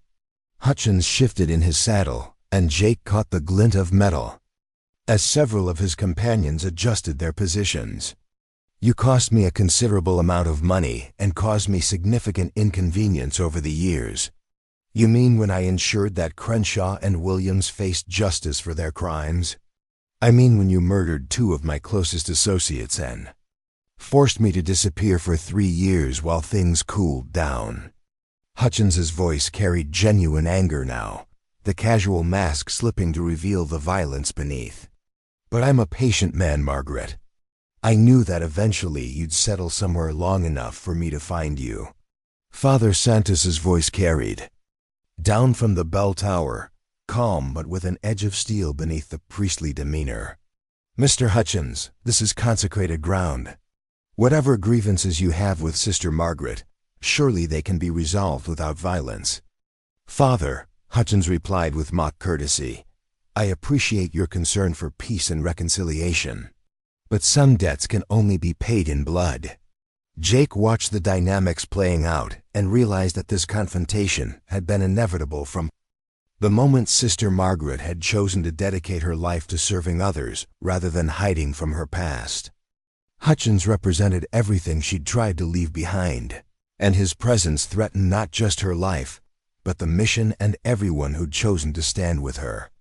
"Garrett," Sister Margaret called down, "if your quarrel is with me, then let's settle it between us. These people have done nothing to you." "Oh, but that's where you're wrong, Margaret." Hutchins gestured toward the fortified mission buildings with obvious amusement. "These people have given you sanctuary, support, and the illusion that you could escape the consequences of your actions. That makes them complicit in your crimes." Brother Thomas emerged from the barn, moving with surprising stealth to a position that would give him a clear shot at the rider's flank. Jake noticed that the young man's earlier nervousness had been replaced by the focused calm of someone who'd been in similar situations before. "Besides," Hutchins continued, "we've invested considerable time and effort in establishing our operation in this territory. The cattle rustling has been quite profitable, and we're not inclined to abandon such a lucrative enterprise just because you've decided to play none." The admission confirmed Jake's suspicions about the stolen livestock, but it also revealed the scope of Hutchins's criminal activities. This wasn't just about personal revenge. It was about eliminating witnesses to ongoing illegal operations. "How many innocent ranchers have you robbed?" Jake called out, unable to contain his anger at the casual admission of theft. Hutchins turned his attention to Jake for the first time, his pale eyes assessing the cowboy with predatory interest. "And you would be?" "Jake Morrison, foreman at Copper Creek Ranch." "Ah, the famous Jake Morrison." Hutchins's smile was unpleasant. "Margaret's told you about our history, I assume? Has she mentioned that she's wanted for murder in 3 territories?" Jake felt his blood run cold, but before he could respond, Sister Margaret's voice cut through his confusion.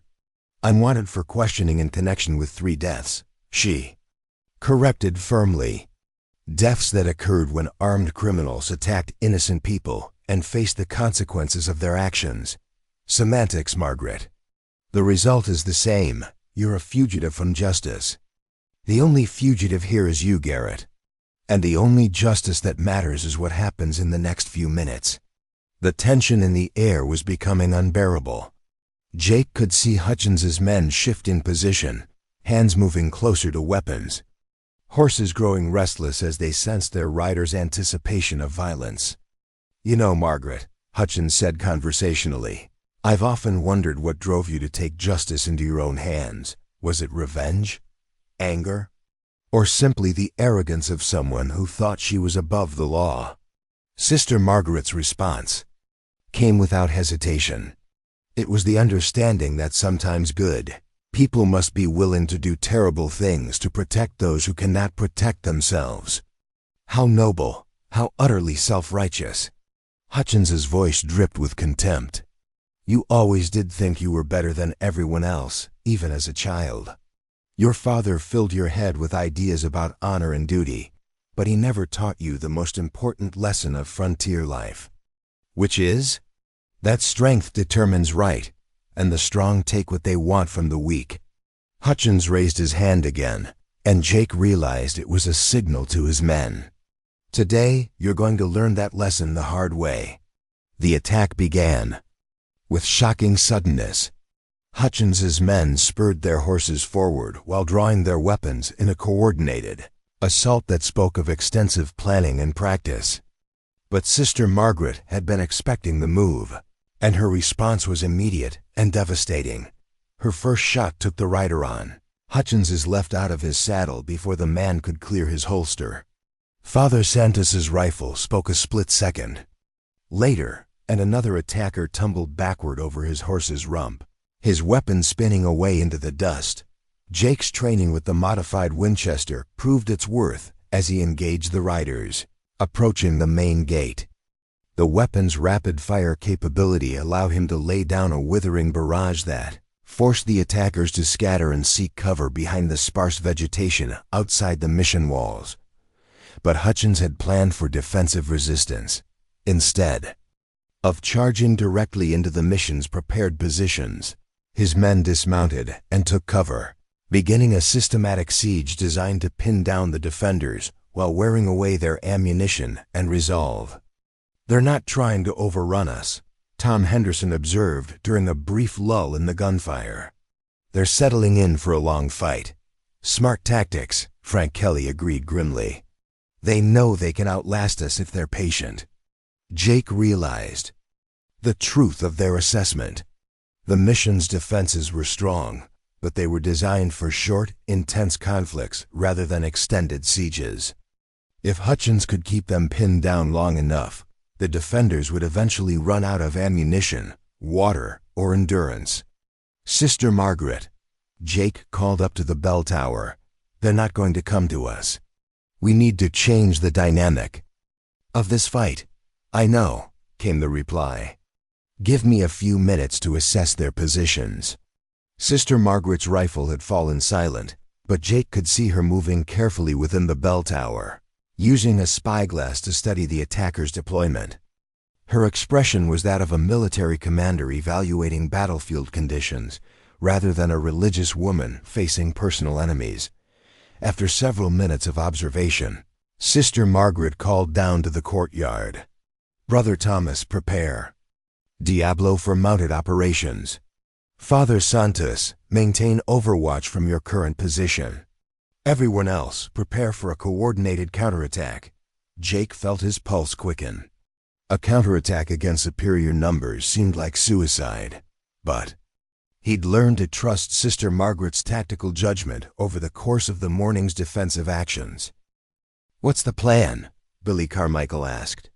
The plan is to remind Mr. Hutchins why he spent 3 years hiding from me, Sister Margaret replied grimly, and to demonstrate that choosing to stand with good people against evil ones is never a mistake, regardless of the odds. Brother Thomas emerged from the barn leading Diablo, the great stallion now wearing a military tack that transformed him from a ranch horse into an instrument of war. The horse's eyes were bright with intelligence and alertness, and Jake realized that Diablo had been trained for combat as thoroughly as his rider. Sister Margaret climbed down from the bell tower with fluid grace despite her limp, her rifle slung across her back and additional weapons secured to her belt. As she approached Diablo, the stallion lowered his head in recognition, and she mounted with the easy confidence of someone who'd performed the same action countless times under similar circumstances.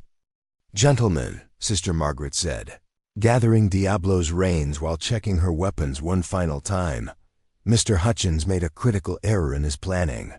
He assumed that my companions would be helpless religious folks who would panic under fire and abandon me when the situation became dangerous. She looked directly at Jake, her gray eyes holding gratitude and respect that made his chest tighten with emotion. Instead, he's facing men who've chosen to stand with me not because they have to, but because they believe it's the right thing to do. That makes you more dangerous than any professional gunfighter he could have hired. "Sister," Jake said quietly, "whatever you're planning to do, we're with you." Sister Margaret smiled, and for a moment, Jake saw not the hardened warrior or the patient teacher, but simply a woman who'd found peace in knowing she was no longer fighting her battles alone. "In that case, Mr. Morrison," she said, "it's time to show Mr. Hutchins what happens when someone threatens the people we've chosen to protect." She spurred Diablo toward the mission gate, and Jake realized that the siege of St. Catherine's mission was about to become something entirely different, a reckoning that had been 9 years in the making. "Sister," Margaret spurred Diablo through the mission gate with explosive force, the stallion's hooves thundering against the hard-packed earth as they charged directly toward Hutchins's concealed position. What happened next would be seared into Jake Morrison's memory forever, a display of mounted combat skills that seemed to belong to legend rather than reality. Hutchins's men, caught off guard by the sudden offensive, scrambled from their cover positions as Diablo bore down on them like a force of nature. Sister Margaret rode low in the saddle, her rifle speaking with deadly precision as she guided the stallion through a series of maneuvers that kept her moving too fast for return fire while placing her shots with surgical accuracy. The first of Hutchins's remaining men went down as Sister Margaret's bullet found its mark at full gallop. The second tried to draw a bead on the moving target, but was trampled beneath Diablo's iron-shod hooves before he could fire.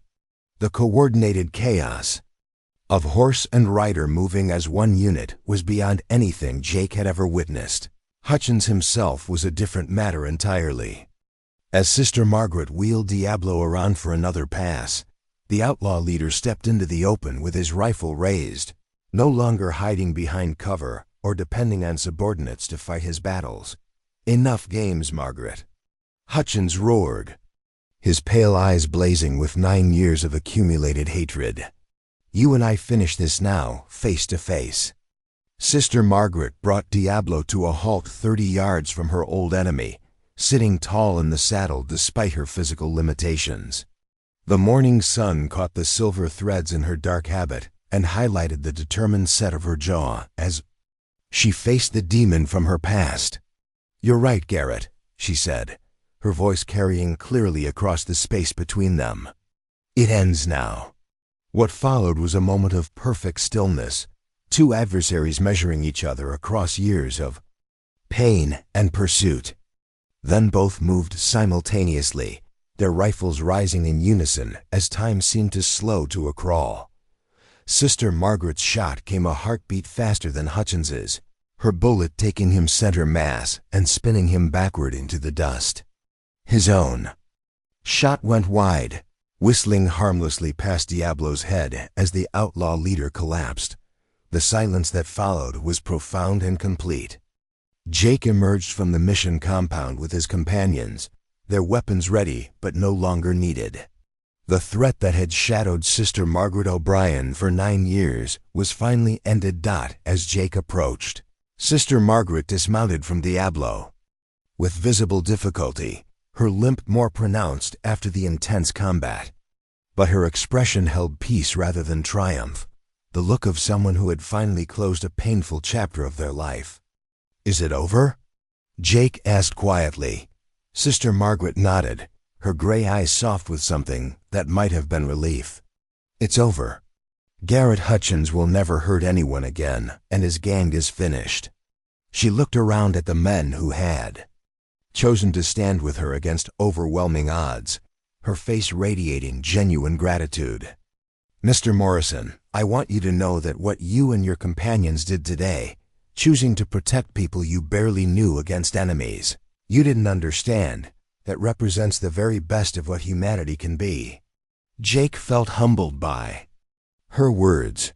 Sister, after everything I've learned about you, about assumptions and judging people, I think we got more out of this than we gave. Father Santos and Brother Thomas approached from the mission buildings, their faces showing the exhaustion that follows intense combat. But there was something else in their expressions, pride in their extraordinary colleague and gratitude for the allies who had proved themselves when it mattered most. Sister Margaret, Father Santos said softly, perhaps now you can finally find the peace you've been seeking.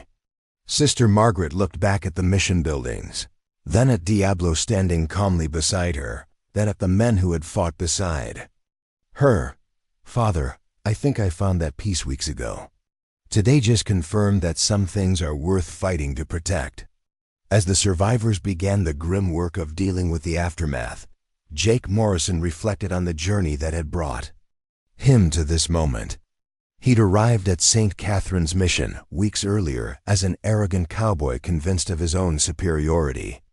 He was leaving as a changed man who understood that true strength came from protecting others rather than dominating them. The limping nun who had mocked his assumptions and shattered his prejudices had taught him the most valuable lesson of his life, that the measure of a person lies not in their apparent limitations, but in how they choose to use whatever abilities they possess in service of others. Sister Margaret O'Brien had faced her past, protected her chosen family, and emerged victorious. Not despite her limitations, but because those limitations had forged her into someone stronger than her enemies could ever imagine. In the end, the cowboy who had mocked the limping nun learned that sometimes the most dangerous person in any room is the one everyone underestimates, and that underestimating Sister Margaret O'Brien was a mistake no one made twice. Up next, you've got 2 more standout stories right on your screen. If this one hits the mark, you won't want to pass these up. Just click and check them out. And don't forget to subscribe and turn on the notification bell so you don't miss any upload from us.